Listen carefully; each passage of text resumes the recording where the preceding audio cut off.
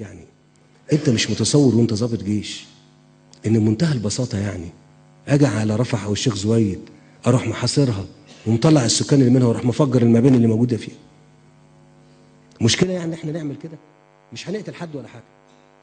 رفح والشيخ زويد اعمل حصار، خرج السكان، ال 100 بيت دول يتنسفوا. ممكن نعمل كده.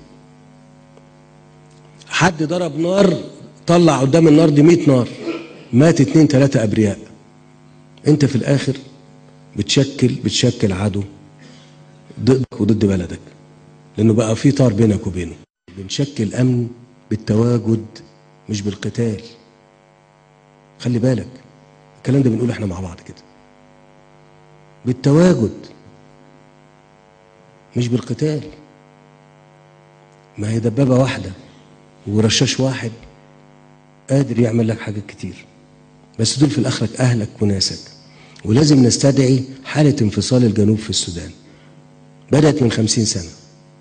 بدات ايه؟ من 50 سنه. وكانت المعالجه ايه؟